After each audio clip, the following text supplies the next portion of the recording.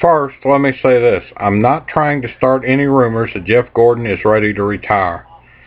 But what I want to talk about, a few years down the road, as do any career in any great sport, Jeff Gordon obviously a shoe-in for the NASCAR Hall of Fame as soon as he's eligible, as soon as he's out of the car for, I believe it's 5 years. But who's going to replace him in that 24 car? Possibly renumbered as another car. You don't know what's going to happen there. A lot can change, and I'm guessing Gordon will race, I'd say, 4 or 5 more years.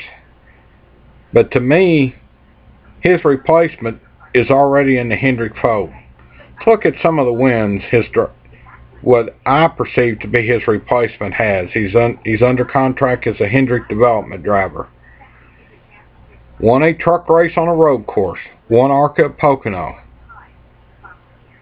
Won some K&N Pro Series races, some late model races, including just last night, the All-American 400 in Nashville.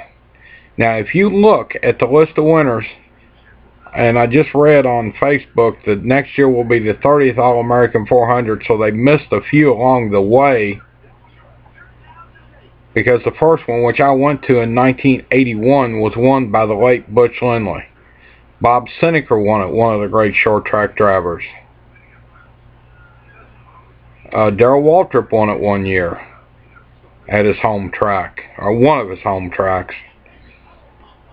And some others. And I'll tell you one that never won it, tried many times, won almost every other short track race in the Midwest big short track race. Dick Trickle never won that race.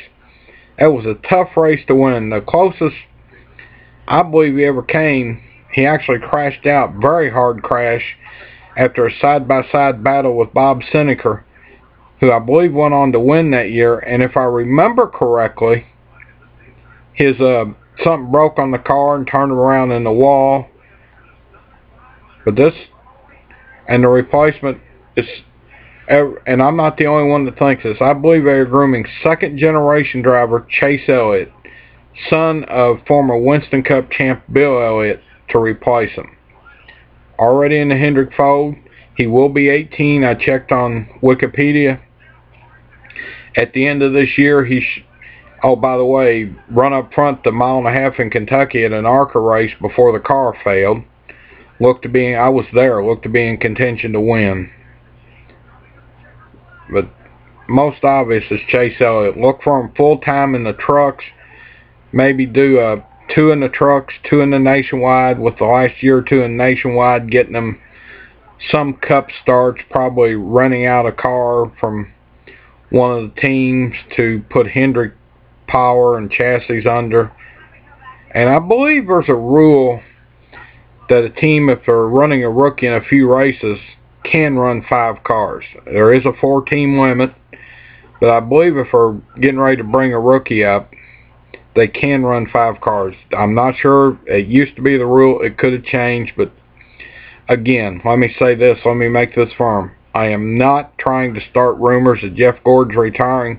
I look for him to run at least 4 more years, but as with any Hall of Fame career in any sport, they do come to an end. He's been in it full-time since 93, hasn't missed a race since the last race in 92. The ironic thing about the last race in 92, one Hall of Fame career ended.